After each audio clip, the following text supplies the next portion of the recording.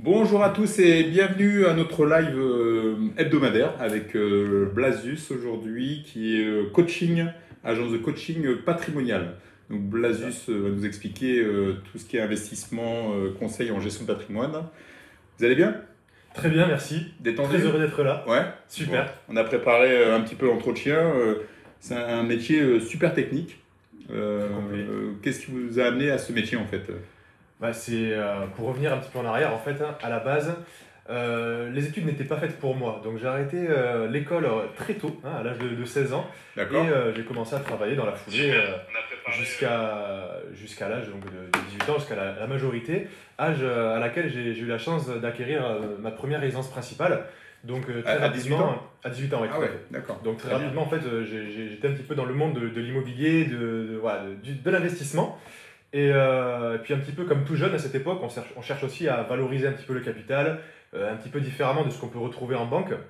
Et c'est à ce moment-là que, un petit peu comme tout le monde, on se retrouve sur Internet à trouver des idées farfelues qui permettent de doubler son capital en 6 mois. Enfin, des Et alors, choses. ça existe ou pas? Euh, alors, Non, j'en ai pas encore trouvé de sécuritaire, disons.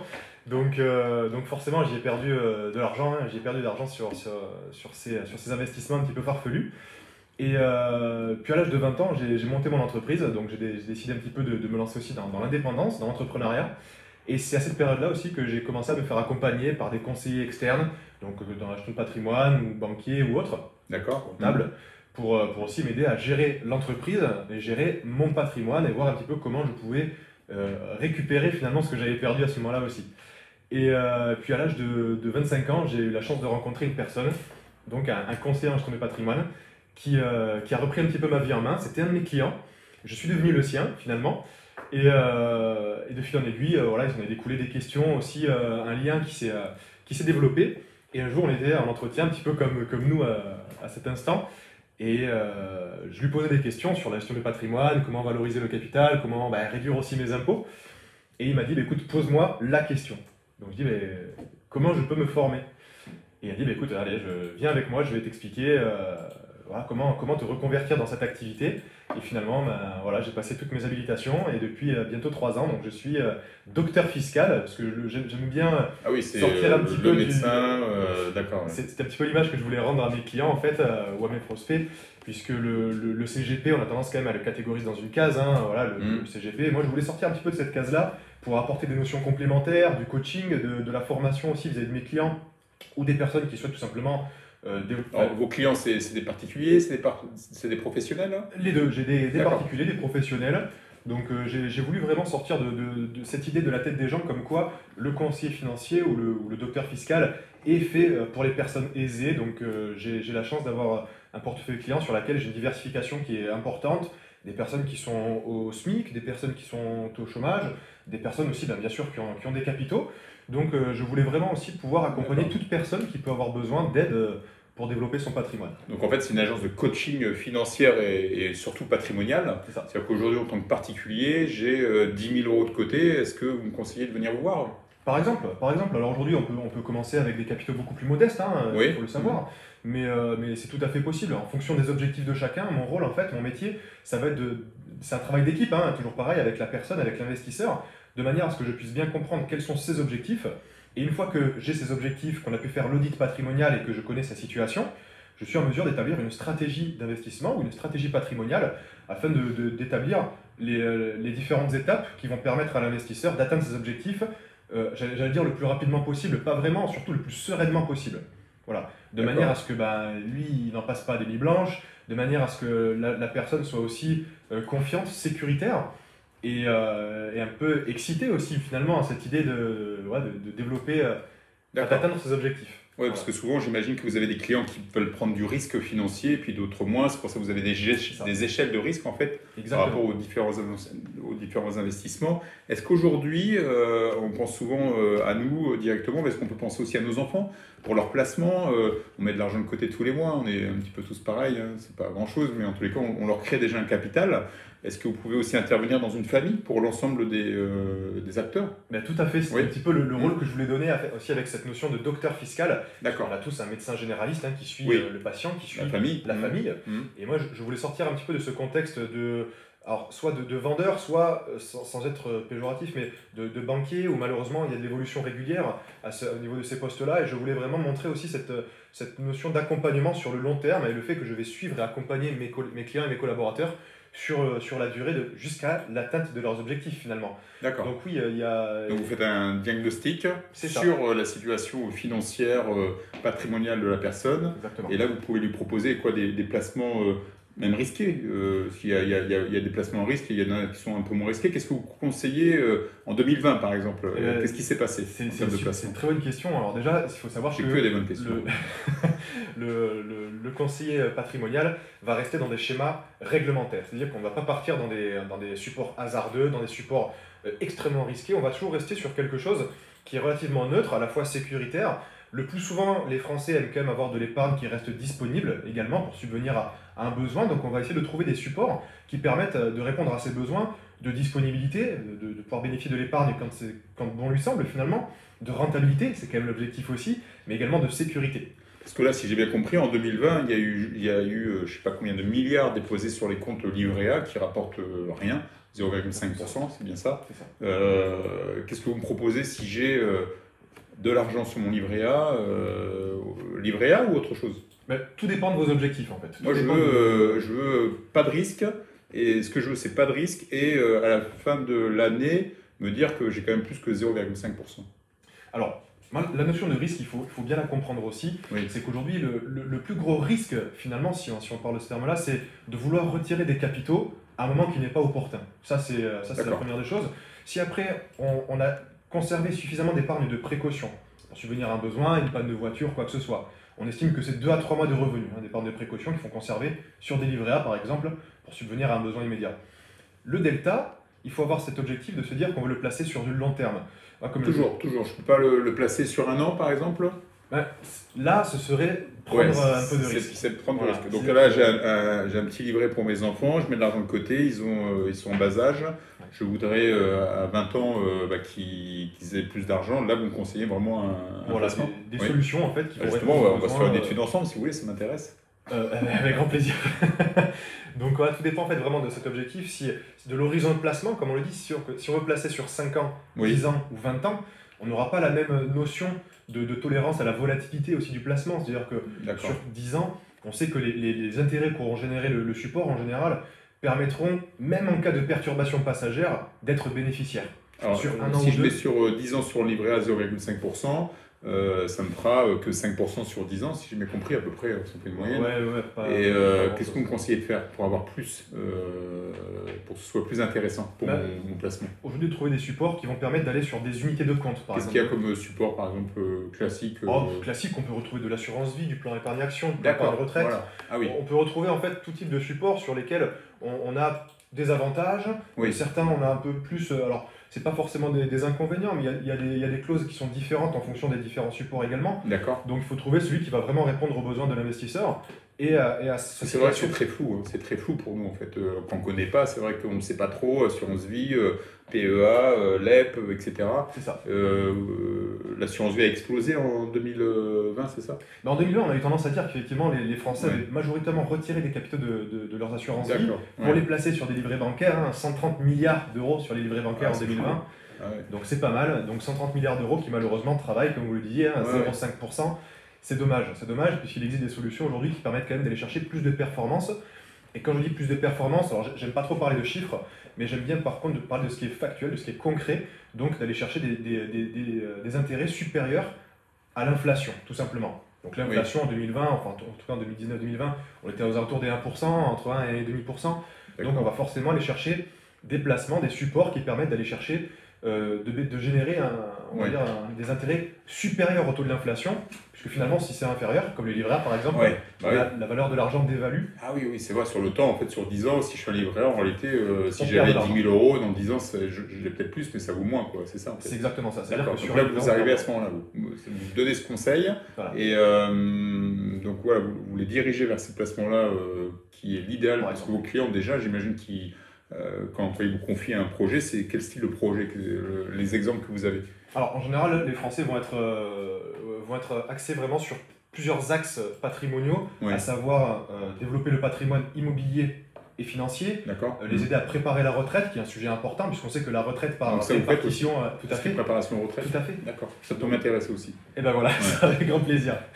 Donc la préparation retraite, l'optimisation fiscale, puisqu'aujourd'hui, l'optimisation fiscale est un effet de levier. Mon métier, c'est ça, c'est d'utiliser des effets de levier D'accord. pour permettre, alors pas seulement de faire de la réduction d'impôts, mais surtout de faire de la conversion.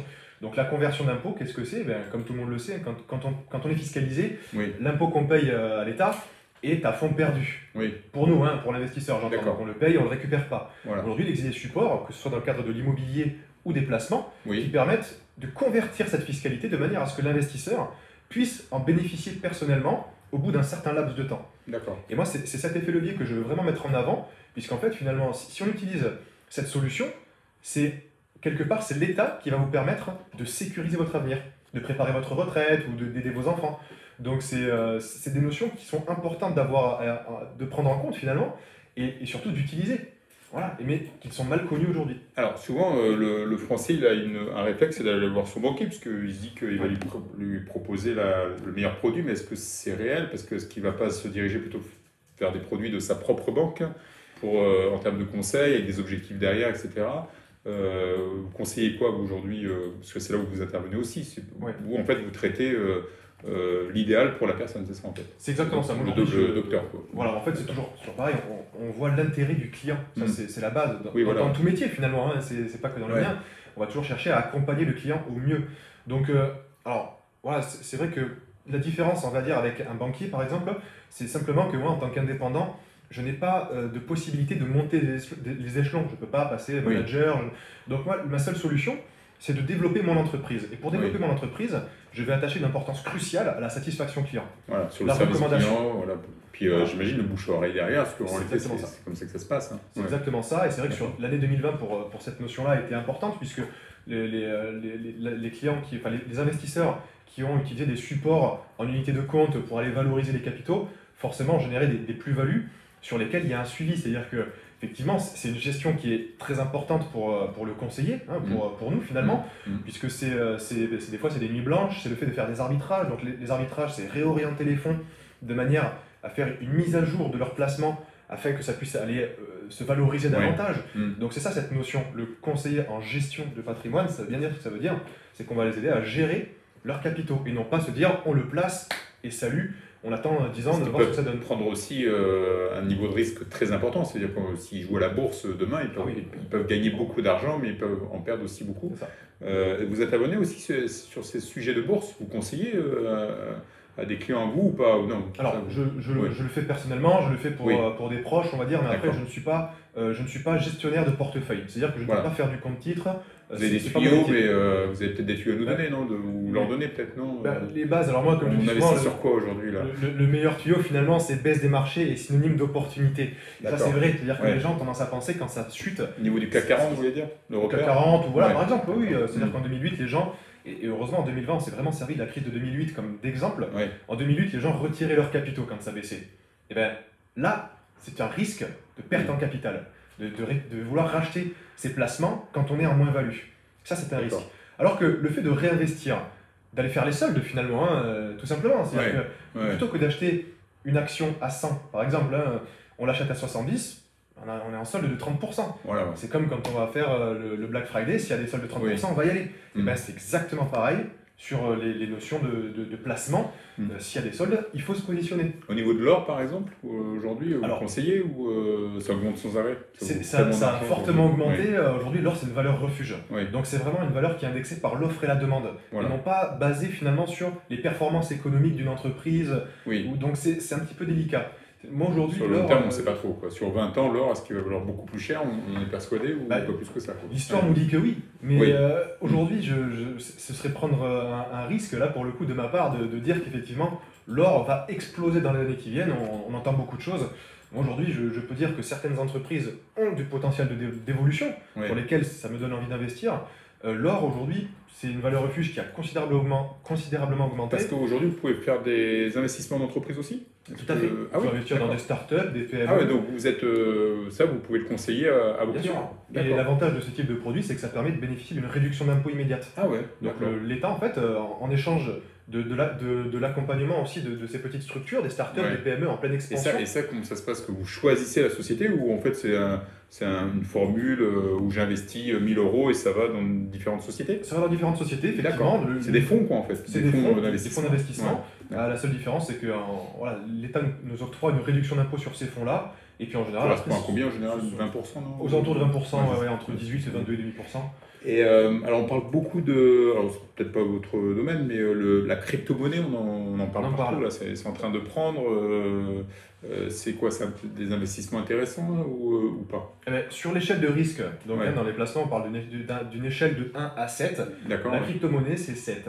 Ah ouais. Donc c'est un placement qui est extrêmement C'est volatile. hyper risqué, mais par contre à l'inverse, ça peut être hyper rentable aussi. Ça peut être très rentable, mais ça ne fait pas partie des marchés réglementés. D'accord. Et à ce titre-là, moi, je n'ai pas le droit de le conseiller à mes clients. Oui. Donc c'est d'accord. là-dessus, voilà, pour moi, c'est très clair. Je ne peux pas en Ouais, parler. c'est plutôt dans l'assurance des clients. vie, Oui, ou autre chose. plutôt dans la sécurité, j'allais dire, et puis c'est peut-être mieux pour vous aussi de conseiller la sécurité, non, sur le long terme, parce que Moi, vos c'est clients, vous les l'objectif. gardez, j'imagine, C'est l'objectif. etc. quoi. Maintenant, pour parler de la crypto-monnaie, je pense qu'effectivement, dans la décennie qui vient, on va connaître des gros chamboulements vis-à-vis de ces supports-là, que ce soit en termes de placement ou que ce soit en termes aussi de pouvoir d'achat économique. Je pense Oui. que la crypto-monnaie pardon, va prendre vraiment de l'engouement dans les années qui viennent et qu'il faut quand même garder un œil dessus. Alors c'est vrai que vous avez investi très jeune en immobilier, 18 ans, c'est vraiment très tôt. Vous avez osé, est-ce que c'est pas... Aujourd'hui, vous devez être content quand même d'avoir investi dans l'immobilier, non? Alors, oui, tout à fait. Ouais. Tout à fait. Après, c'est vrai que Vous en avez un fait, capital déjà.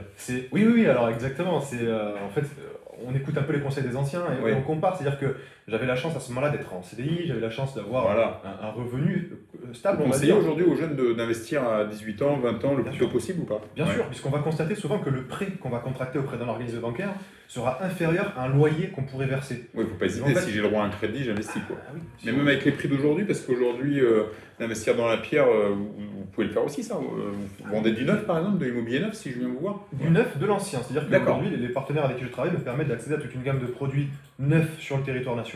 D'accord. Donc pour répondre à plusieurs objectifs, que ce soit alors pas de résidence principale ou secondaire, c'est pas mon métier. Hein, Investissement pour ça, locatif, de l'investissement, meublé exactement. ou pas, non, location meublée aussi. Exactement, j'imagine. location meublée, dans le neuf, dans l'ancien. D'accord. Parce qu'on a aussi des partenaires qui nous permettent de faire ce qu'on appelle de l'immobilier de rendement, donc avec des performances, l'immobilier qui est pas très cher, un petit peu partout aussi en France, et qui permet vraiment d'aller chercher de la valorisation, du patrimoine. Donc si j'ai envie d'investir aujourd'hui, je peux vraiment passer par vous à la fois sur l'assurance vie, investir dans l'immobilier, vous allez me proposer, alors pas obligatoirement sur le Pays Basque, d'acheter un T2, j'allais dire, sur notre région, en investissement locatif, qui est certainement même plus intéressant, non, dans une ville étudiante ou au niveau des tarifs. Quoi. Par Ça, exemple, vous allez le regarder, vous, minutieusement, me conseiller qu'il vaut mieux que j'achète quoi, un appartement, je sais pas moi, à Rouen ou que ici, pour des étudiants, par exemple? Par exemple, en fait, Ouais. on va vraiment chercher le secteur, encore une fois, qui répond à l'objectif du client. D'accord. Est-ce que lui, finalement, dans l'objectif, c'est dans 10-15 ans de revendre, Ouais. ou est-ce que non, c'est pour la retraite? Donc tout va dépendre finalement,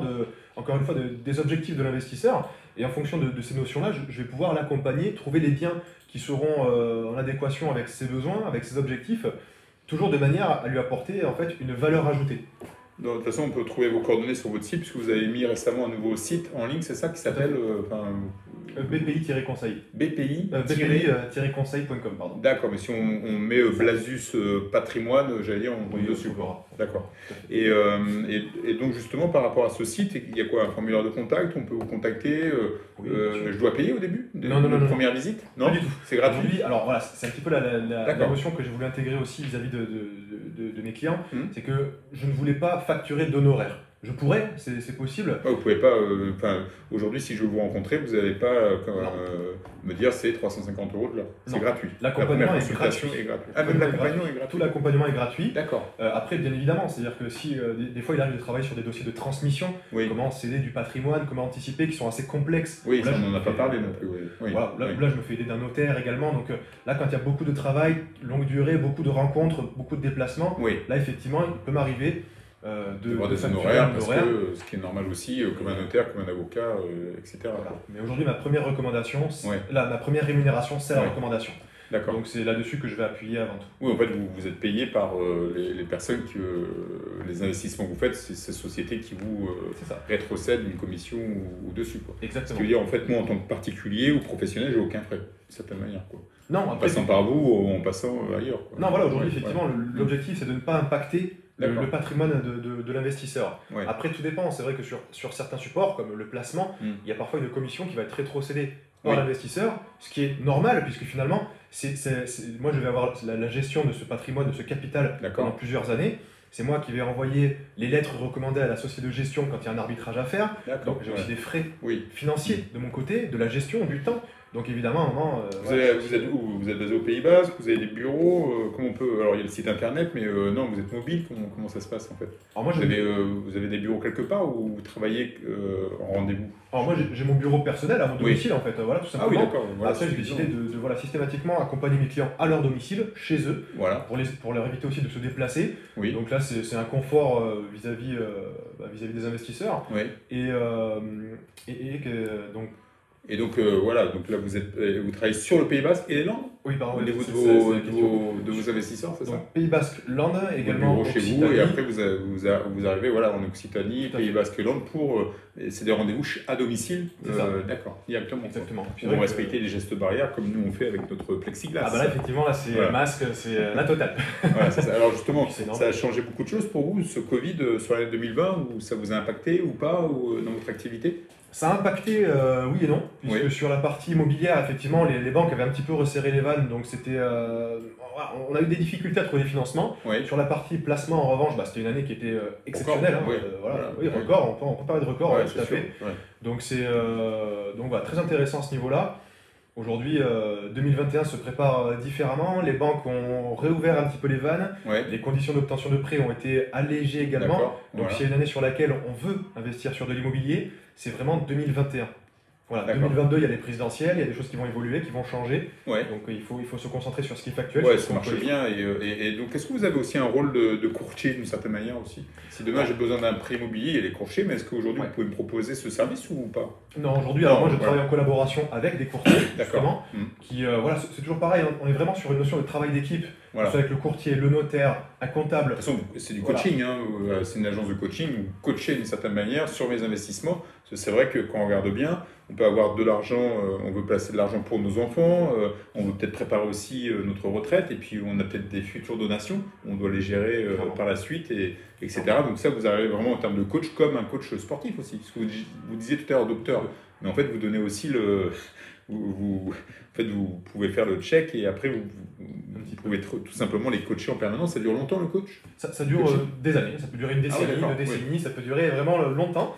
En fait, cette notion de coaching, j'ai voulu l'apporter parce que je considère, et je suis même persuadé et convaincu, qu'on n'investit jamais dans un support que l'on ne comprend pas, que ce soit Ouais. de l'immobilier, que ce soit des placements, peu importe. Donc je vais coacher mes clients, je vais coacher mes collaborateurs, mes partenaires, pour vraiment pouvoir aussi leur apprendre les bases, c'est-à-dire qu'ils comprennent pourquoi ce produit est adapté à leurs besoins, pourquoi est-ce qu'il répond à leur objectif et pourquoi je n'ai pas sélectionné le même que celui du voisin. Voilà. Donc vous avez l'expérience, l'avantage c'est que vous avez de l'expérience très, très jeune, hein, donc j'imagine que vous pouvez aussi avoir une clientèle de 18 ans aujourd'hui, ou un jeune de 18 ans qui vient vous voir, Bien sûr. vous êtes complètement adapté puisque vous avez ce parcours d'une certaine manière, c'est ça? Mais j'ai la chance d'avoir des Ouais. clients qui sont très jeunes, j'ai la chance d'avoir des clients qui sont plus âgés. Plus âgé, c'est-à-dire mon âge, quoi. Je parle pas d'âge parce qu'après ça fait des embrouilles. Non mais oui, tout à fait. J'ai des clients qui approchent de la retraite et aujourd'hui qui m'accordent leur confiance. Alors pour moi, Oui. c'est aussi une victoire parce que c'est vrai qu'il Ah oui, y a cette bien sûr. notion d'âge. Hein, j'approche les 30 ans. Oui, Donc, vous avez 10 ans d'expérience, mais vous êtes toujours intéressé par cette optimisation fiscale et patrimoniale. Tout à fait, Ouais. tout à fait. Et puis voilà, des fois, la crédibilité en tant que jeune est un petit peu mise à l'épreuve. Donc effectivement, quand on arrive en tant que professionnel, qu'on leur explique une stratégie avec la notion aussi de coaching, on leur apprend pourquoi, le pourquoi du comment finalement, pourquoi cet investissement est adapté à leurs besoins. Oui. Les bases de fiscalité, puisqu'on constate effectivement que nombreux sont ceux qui investissent dans l'immobilier sans connaître les bases de la fiscalité immobilière. et qui se plantent. Ouais. Et qui se plantent et qui disent après, bah, l'immobilier, c'est pas Si bien. j'avais su, Voilà. peut-être que j'aurais pris un coach et d'une certaine manière, j'aurais fait moins de bêtises. Par exemple. Si j'ai, admettons, si je paye 2 000 € d'impôts, est-ce que j'ai une possibilité de défiscaliser? Parce que souvent, on pense à ceux qui gagnent beaucoup d'argent, mais je paye 2 000 € d'impôts par an. Est-ce que j'ai des solutions de défiscalisation? Tout à fait. Ouais. Ah oui, bien sûr, Ah oui, bien sûr, bien sûr. À tout niveau, que ce soit dans l'immobilier, encore une fois, ou dans les placements, on va trouver quelque chose qui puisse permettre, peut-être qu'on n'ira pas gommer toute la fiscalité. Ouais. Déjà, si on arrive à optimiser ne serait-ce que la moitié, c'est quand même vachement bien. Ouais. Voilà, c'est-à-dire qu'encore une fois, c'est l'État qui va vous aider à construire votre patrimoine. Le petit conseil que vous pouvez donner en défisque comme ça, assez rapide, je paye un petit peu d'impôts, le truc le plus facile, j'allais dire, pour défiscaliser, ce serait quoi en fait? Ben, l'objectif, dans un premier temps, quand on cherche à optimiser les impôts, ça va être de déduire. Donc, de déduire des charges des revenus. Faire Oui. des frais kilométriques, ce genre de choses. Oui. Voilà, d'aller chercher en fait de la déduction. D'accord. Diminuer les revenus pour diminuer forcément le montant de l'impôt. Oui. Une fois qu'on s'est concentré sur les déductions, on va se concentrer sur les réductions. Donc là, ça peut être voilà, le jardinier, l'aide ménagère, ou après les différents dispositifs d'optimisation fiscale. Donc si je suis locataire, je peux très bien prendre une aide ménagère et de défiscaliser. Alors je défiscalise de quoi? Une partie, 50%? C'est ça, exactement, 50%. On peut aussi faire des dons. Je veux dire, moi, je suis adhérent à une association aussi de dépollution de la planète qui me tient beaucoup à cœur. Voilà. Et effectivement, on peut aussi faire des dons à ces associations. Au niveau des fiscs, c'est plus important? C'est plus important. Ça dépend des associations ou il y a un pourcentage pour les dons?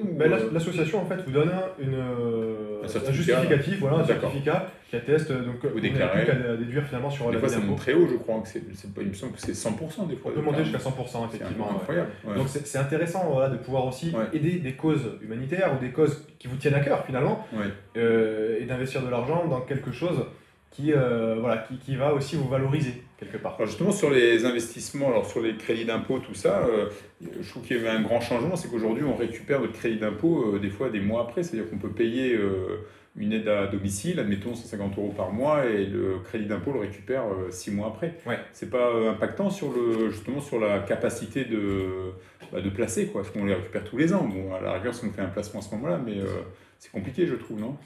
Compliqué. C'était comme ça avant? Ça dépend. Non, c'était pas comme ça. Aujourd'hui, aussi, ça a toujours été, en général, on fait une régularisation en fin d'année, en fait, sur la fiscalité.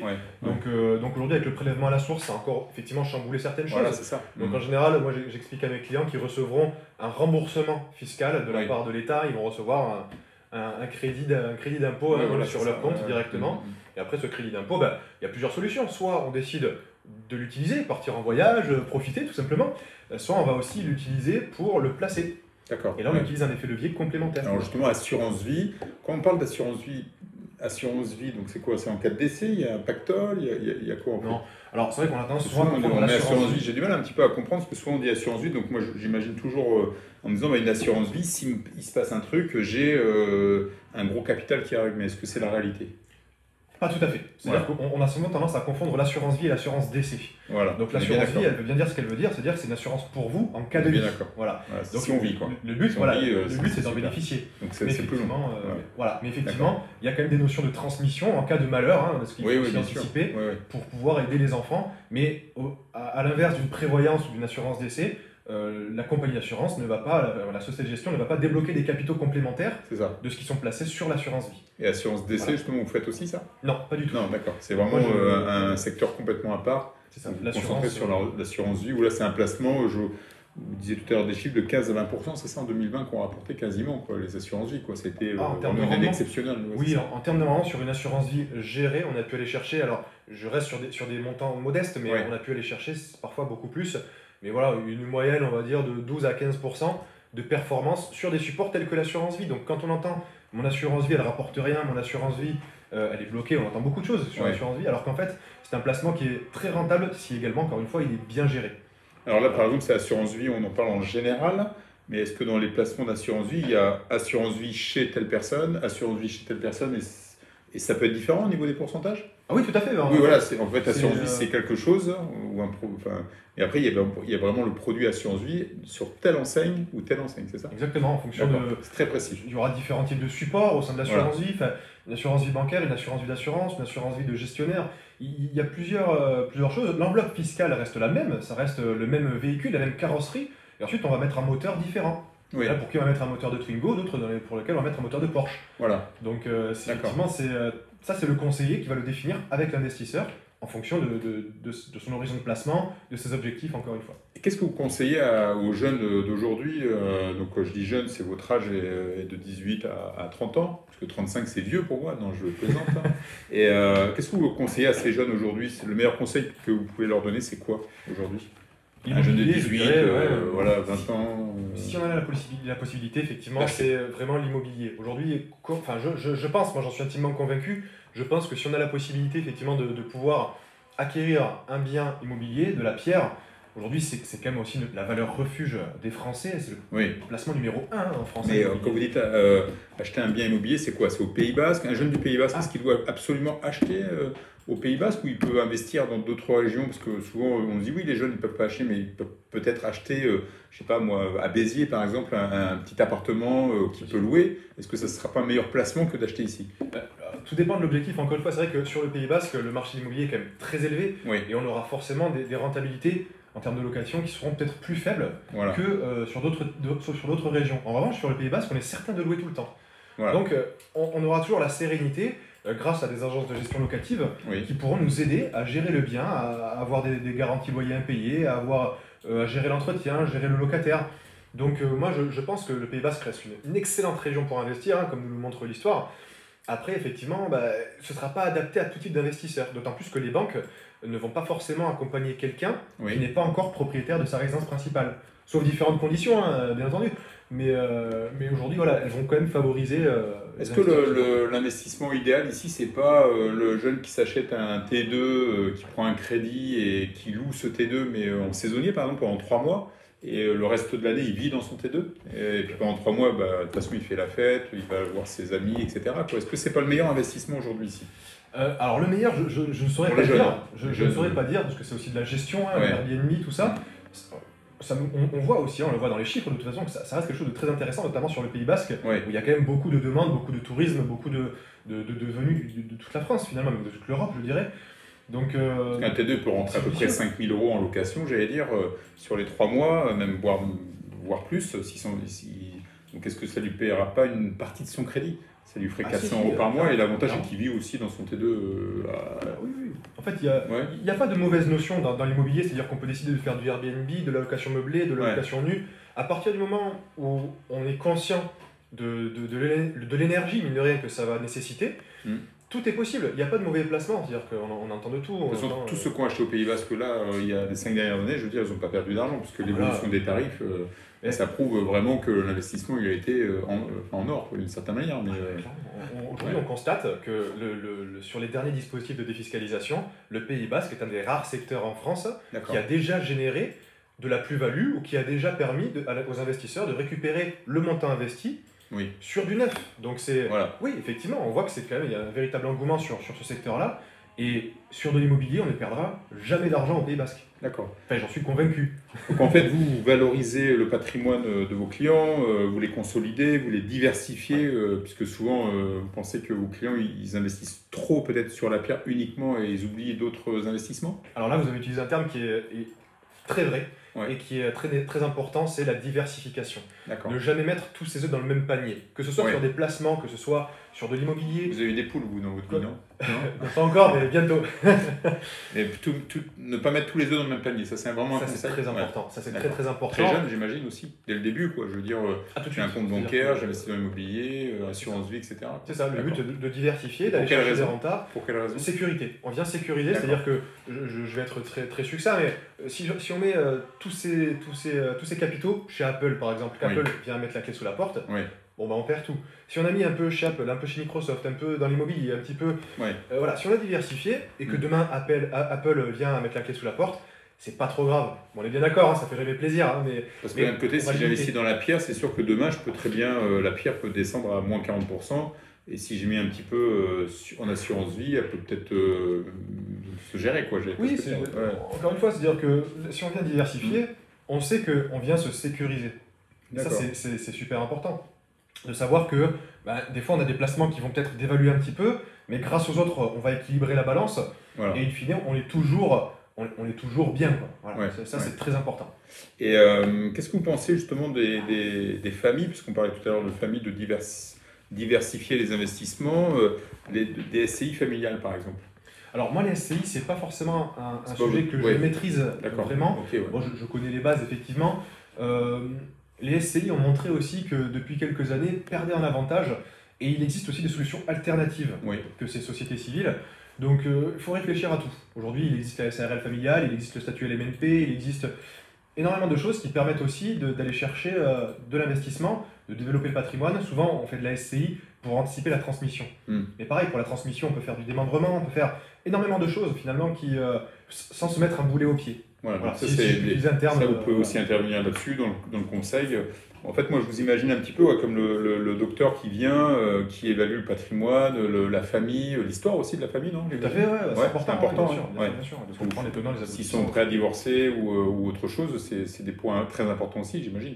Ah oui, Vous bah, essayez d'étudier au mieux cette transmission, quoi. et d'anticiper au mieux en fait le futur, savoir si effectivement les investisseurs aussi vont vouloir avoir des enfants, s'ils veulent déménager, s'ils vont changer d'emploi. Tout ça, D'accord. c'est des notions en fait qui sont très importantes pour moi de maîtriser, puisque quelqu'un qui voudrait faire optimiser sa fiscalité sur le long terme, Oui, et finalement d'un coup il me dit non, mais par contre l'an prochain je me mets en auto-entrepreneur, je vais avoir des enfants Ouais. enfin voilà, tout va évoluer. Si ça évolue, je peux il faut que je sois en mesure systématiquement d'apporter un conseil pertinent et efficace. et pour la retraite, par exemple, vous conseillez quoi de s'y intéresser à 18 ans, 50 ans, 40 ans, 70 ans? Voilà, ça y est, je suis déjà à la retraite. Alors, ouais, non, mais Et, parce que souvent, c'est tard, non?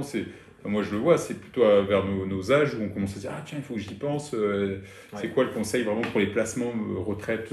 C'est d'anticiper, c'est vers quel âge, quoi? 30 ans? 35? Alors, moi je pense que le plus tôt c'est le mieux. Ouais. Pourquoi? Parce qu'aujourd'hui on a deux types de retraite. La retraite par répartition, celle pour laquelle on cotise en tant Oui. que salarié ou que Tout à fait. indépendant, et la retraite par capitalisation, celle qu'on va se créer. Ouais. Et aujourd'hui on voit que la retraite par répartition quand même est de moins en moins intéressante. Ouais, il Et va que falloir travailler plus longtemps pour gagner moins, c'est sûr. c'est très probablement Je suis pas ça. content là-dessus. Hein. Et, et notamment, ma génération, on sait pertinemment qu'on va connaître des choses qui ne seront pas à notre avantage.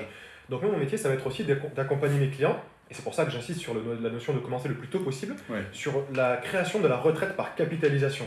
L'investissement immobilier, les supports de placement, peu importe, mais de manière à ce qu'en parallèle de cette retraite par répartition qui sera très faible, on puisse avoir quand même un train de vie, grâce à celle qu'on se sera créée, Oui. qui reste confortable. Parce qu'il ne faut pas non plus enlever le train de vie du quotidien. Ah non. Si à 18 ans je suis obsédé par ça, ça veut dire ne pas Non. vivre pendant 50 ans. Quoi. En fait, moi, Ouais. moi j'utilise souvent quelque chose, il ne faut pas sécuriser son avenir au détriment de son présent. Oui, Ça, c'est vrai, c'est-à-dire que moi, D'accord. dans les stratégies de. C'est une belle phrase. Mais en fait, j'y crois sincèrement. oui. C'est-à-dire que. Aujourd'hui, moi, quand j'établis une stratégie patrimoniale, je vais toujours garder une poche loisir. Ouais. Parce que ça fait partie de moi, je suis comme ça aussi, j'aime Oui. bien manger au resto, enfin, j'aimais bien, Oui, vivement que ça rouvre. ouais, ouais. Donc j'aime bien Ça va pas profiter tarder. de la vie. Et moi, je fais un petit peu la même chose avec mes clients, c'est-à-dire que dans la stratégie, je garde toujours une poche loisir pour qu'ils puissent aussi en profiter.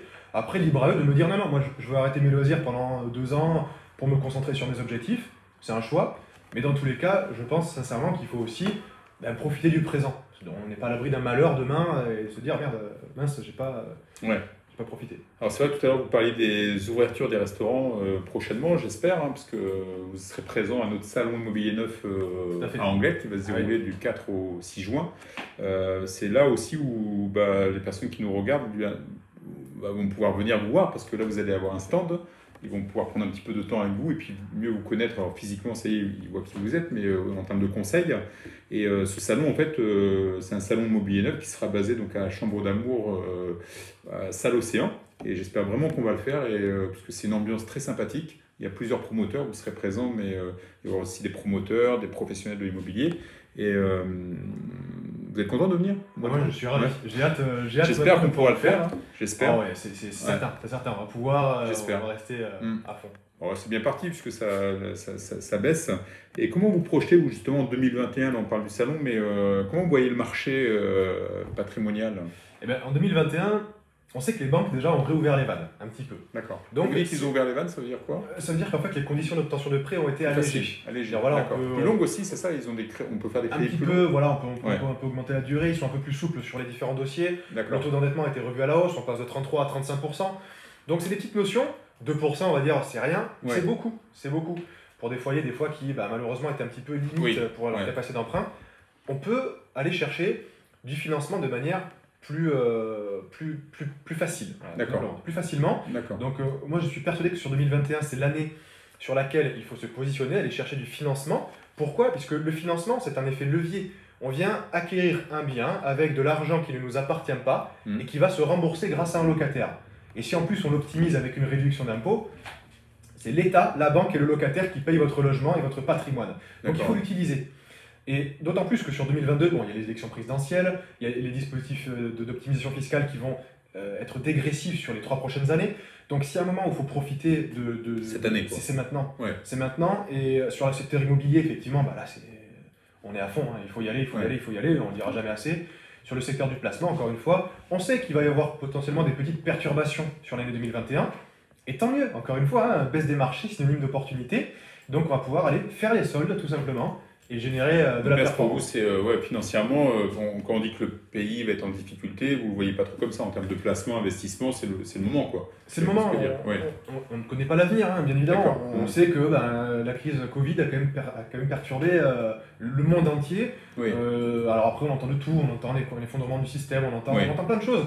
Mais si on part dans ces schémas négatifs en permanence, on ne fait plus rien. Oui. Voilà, aujourd'hui, on peut encore quand même voyager, on peut sécuriser son avenir, et il faut faire les deux. Voilà, il faut profiter du présent. Malheureusement, le contexte actuel n'est pas confortable à tout niveau. Donc, nous, ça va, on a du soleil, on est aux Pays-Bas. Nous, on est bien.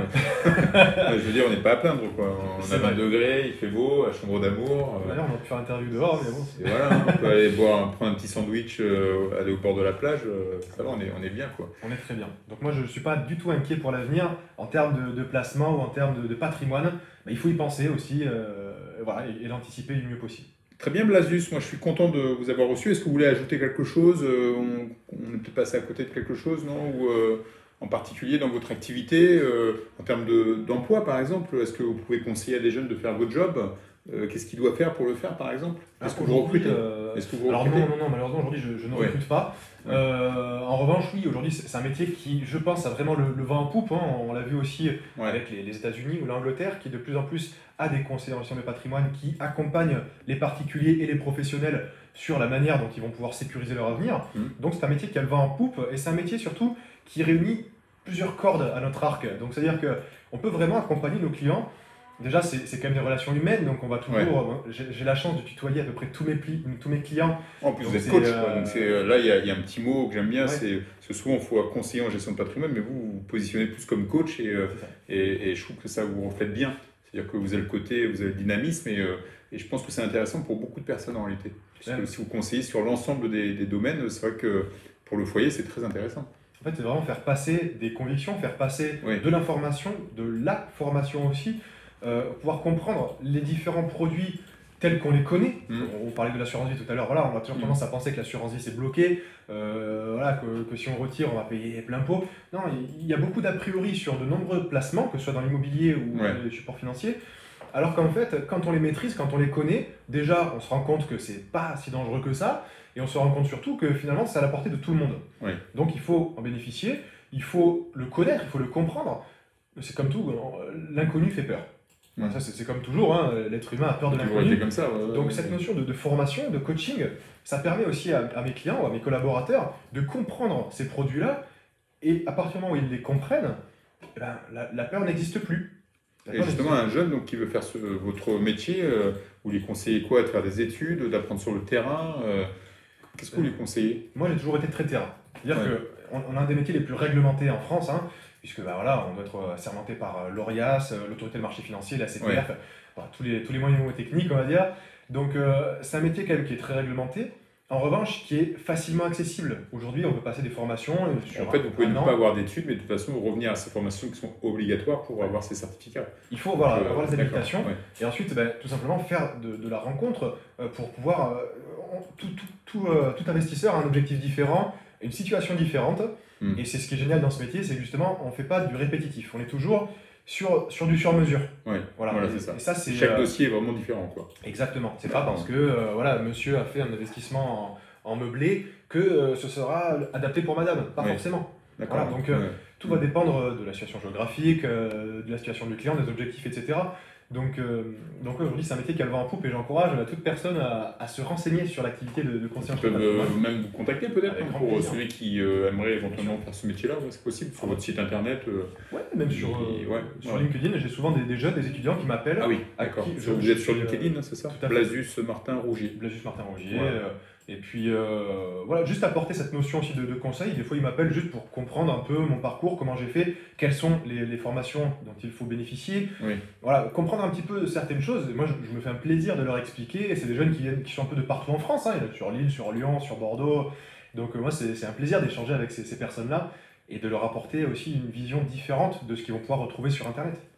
Très bien, Blasus. Bah, merci beaucoup d'être venu. Vous voulez ajouter quelque chose? Ah ben c'est parfait, C'est merci bon, à donc vous. on Moi, s'est je fait suis notre- ravi d'avoir pu être présent aussi. On s'est fait notre live en direct sur la page Basque Immobilier. Et donc l'idée c'est de le faire toutes les semaines avec différents professionnels de l'immobilier. On va recevoir encore plein de professionnels toute l'année.